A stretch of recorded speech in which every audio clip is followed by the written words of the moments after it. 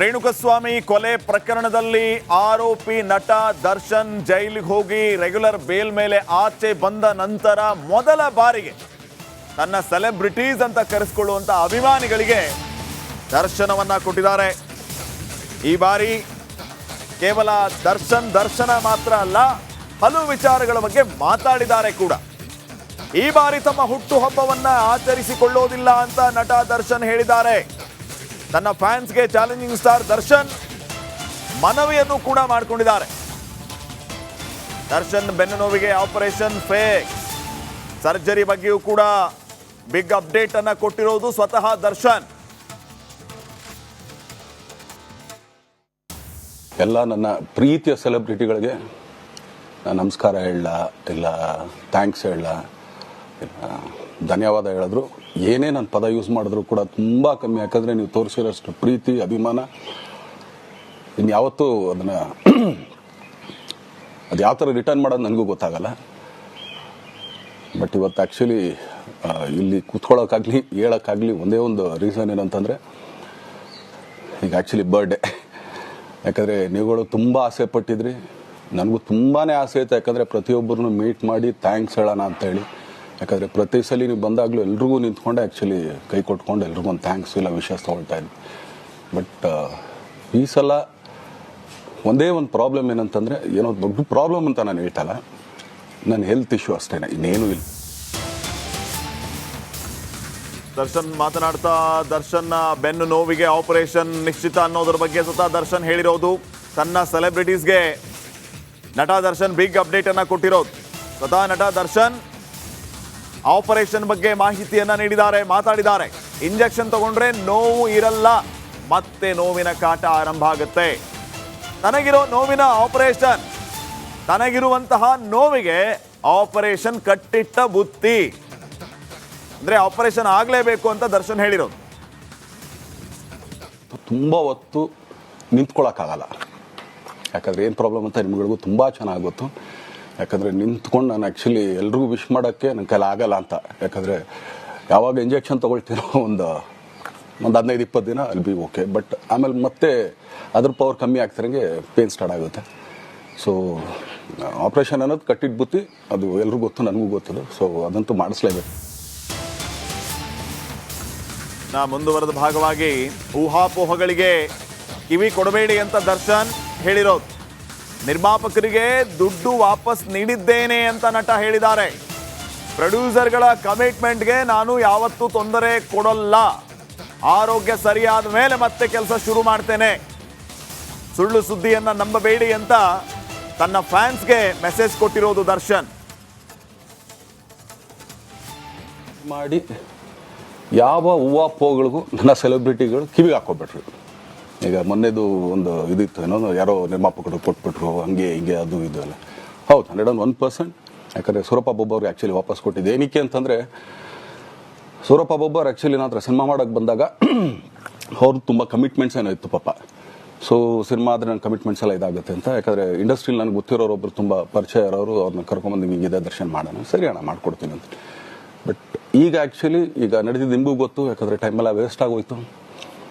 ಈ ಟೈಮಲ್ಲಿ ಮತ್ತೆ ಅವ್ರ ದುಡ್ಡನ್ನ ಇಟ್ಕೊಡಿದ್ರೆ ಪಾಪ ಅವ್ರಿಗೆ ಇನ್ನೂ ಕಮಿಟ್ಮೆಂಟ್ ಜಾಸ್ತಿ ಆಗುತ್ತೆ. ಸೊ ಅದಕ್ಕೋಸ್ಕರ ಸರ್ ನಿಮ್ಮ ಕಮಿಟ್ಮೆಂಟ್ ತೀರಿಸ್ಕೊಳ್ಳಿ. ಸೊ ಮುಂದಕ್ಕೆ ಒಂದು ಒಳ್ಳೆ ಸಬ್ಜೆಕ್ಟ್ ಸಿಗ್ದಾಗ ಖಂಡಿತ. ಮತ್ತೆ ಸಿನಿಮಾ ಮಾಡ್ತೀನಿ ಅಂತ ದರ್ಶನ್ ಇದೇ ಸಂದರ್ಭದಲ್ಲಿ ಹೇಳಿದ್ದಾರೆ.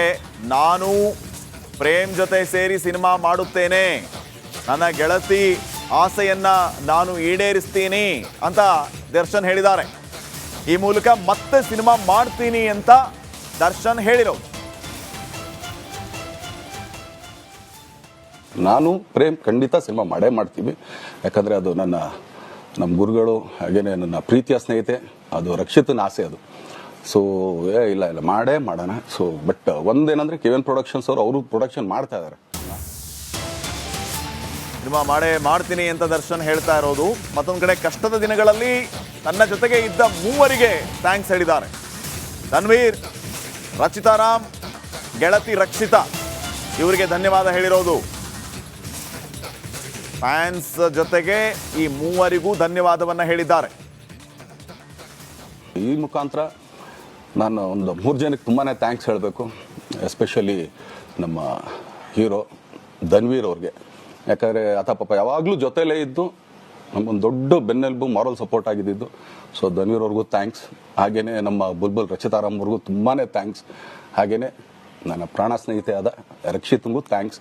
ಆಮೇಲೆಲ್ಲ ನನ್ನ ಸೆಲೆಬ್ರಿಟಿಗಳಿಗೂ ಅನಂತ ಧನ್ಯವಾದ ಅಂದರೂ ಕೂಡ ತಪ್ಪೇ ಅದು, ಯಾಕಂದರೆ ತುಂಬ ಚಿಕ್ಕದು.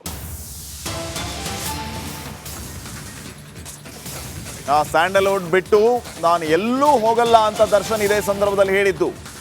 ನಾನು ನಿಮ್ಮನ್ನ ಬಿಟ್ಟು ಹೋಗಲ್ಲ ಅಂತ ಹೇಳಿದ್ದಾರೆ ದರ್ಶನ್. ಕನ್ನಡ ಸಿನಿಮಾವೇ ನನ್ನ ಉಸಿರು, ಕನ್ನಡ ಸಿನಿಮಾನೇ ಮಾಡೋದು, ಸ್ಯಾಂಡಲ್ವುಡ್ ಬಿಟ್ಟು ನಾನು ಎಲ್ಲೂ ಹೋಗಲ್ಲ ಅಂತ ದರ್ಶನ್ ಹೇಳಿದ್ದಾರೆ. ಬಹುಶಃ ತಮ್ಮ ಅಭಿಮಾನಿಗಳಲ್ಲಿ ಕಾಡ್ತಾ ಇದ್ದ ಹಲವು ಪ್ರಶ್ನೆಗಳಿಗೆ ಅವರು ಉತ್ತರವನ್ನ ಕೊಟ್ಟಿದ್ದಾರೆ ಅಂತ ಅನಿಸುತ್ತೆ.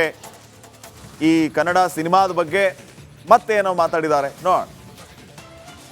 ದರ್ಶನ್ ಆ್ಯಕ್ಚುಲಿ ಬೇರೆ ಲ್ಯಾಂಗ್ವೇಜ್ಗೆ ಇಲ್ಲೇ ಇಷ್ಟೊಂದು ಪ್ರೀತಿ ಅಭಿಮಾನ ತೋರಿಸಿದ್ದೀರಾ, ಎಲ್ಲ ಮಾಡಿದ್ದೀರಾ, ಸುಮ್ಮನೆ ಎಲ್ಲಿಗೆ ಅಂತ ಹೋಗಲಿ, ಸಾಯೋವರ್ಗೆ ಇಲ್ಲೇನೆ, ಇಲ್ಲಿ ಬಿಟ್ಟು ಇನ್ನೆಲ್ಲೂ ನಾನು ಹೋಗೋಕ್ಕಾಗೋದು ಇಲ್ಲ. ಯಾಕಂದರೆ ಒಂದು ಈಸಿ ಆಗಿದ್ದನ್ನು ಹೇಳ್ತೀನಿ, ಕಾವೇರಿ ಎಲ್ಲಿ ಹುಡ್ತಾಳೆ ಅಂತ ನಿಮಗೂ ತುಂಬ ಚೆನ್ನಾಗಿ ಗೊತ್ತು.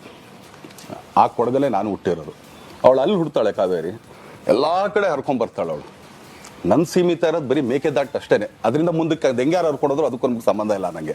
ಸೊ ಆ ಥರ ನಾನು ಯಾವಾಗ ಸಿನಿಮಾ ಮಾಡಿದ್ರು ಏನೇ ಮಾಡಿದ್ರು ಇಲ್ಲೇನೆ, ಅದು ಕನ್ನಡ ಸಿನಿಮಾನೇ. ಡಬ್ಬಾಗಿ ಎಲ್ಲೇ ಹೋದ್ರು ಅದು ಬೇರೆ ಥರ ಅದಷ್ಟೇ. ಬಟ್ ನಾನು ಕನ್ನಡದಲ್ಲೇ ಇರೋದು, ಕನ್ನಡ ಸಿನಿಮಾನೇ ಮಾಡೋದು. ದಯವಿಟ್ಟು ನನ್ನ ಪ್ರೀತಿಯ ಸೆಲೆಬ್ರಿಟಿಗಳು, ನಿಮ್ಮ ಅಭಿಮಾನ, ನಿಮ್ಮ ಪ್ರೋತ್ಸಾಹ, ನಿಮ್ಮ ಆಶೀರ್ವಾದ ಸದಾ ಹೀಗೆ ಇರಲಿ ಅಂತ ಕೇಳ್ಕೊಳ್ತೀನಿ. ಖಂಡಿತ ಈ ಬರ್ಡೇಗೆ ಯಾರ್ಯಾರು ಸಾಂಗ್ಗಳು ಮಾಡಿದರು, ಸೊ ಅವರೆಲ್ರಿಗೂ ಥ್ಯಾಂಕ್ಸ್. ಆ್ಯಕ್ಚುಲಿ ಎಲ್ಲ ಸಿಂಗರ್ಸ್ಗಾಗಲಿ, ಆಮೇಲೆ ಪ್ರೊಡಕ್ಷನ್ ಅವ್ರಿಗಾಗಲಿ, ಅವ್ರುಗಳಿಗೂ ತುಂಬ ಥ್ಯಾಂಕ್ಸ್. ತುಂಬ ಒಳ್ಳೆ ಸಾಂಗ್ಗಳು ಮಾಡಿದ್ದೀರಾ. ಸೊ ಇಷ್ಟು ತೋರಿಸ್ತಾ ಇದ್ರಲ್ಲ, ಅದನ್ನು ಎಕ್ಸ್ಪ್ರೆಸ್ ಮಾಡೋಕ್ಕೆ ನನಗೂ ಆಗ್ತಾಯಿಲ್ಲ.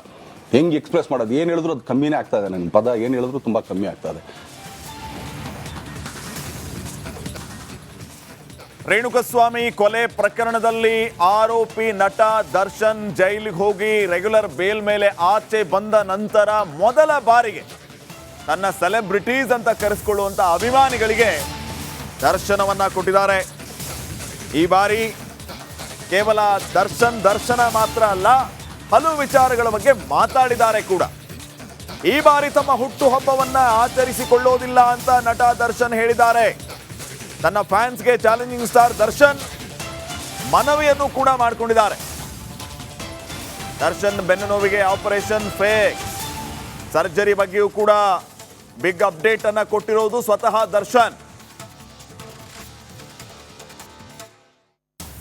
ಎಲ್ಲ ನನ್ನ ಪ್ರೀತಿಯ ಸೆಲೆಬ್ರಿಟಿಗಳಿಗೆ ನಾನು ನಮಸ್ಕಾರ ಹೇಳಲ್ಲ, ಇಲ್ಲ ಥ್ಯಾಂಕ್ಸ್ ಹೇಳಲ್ಲ, ಇಲ್ಲ ಧನ್ಯವಾದ ಹೇಳಿದ್ರು, ಏನೇ ನನ್ನ ಪದ ಯೂಸ್ ಮಾಡಿದ್ರು ಕೂಡ ತುಂಬ ಕಮ್ಮಿ. ಯಾಕಂದರೆ ನೀವು ತೋರಿಸಿರೋಷ್ಟು ಪ್ರೀತಿ ಅಭಿಮಾನ ಇನ್ಯಾವತ್ತೂ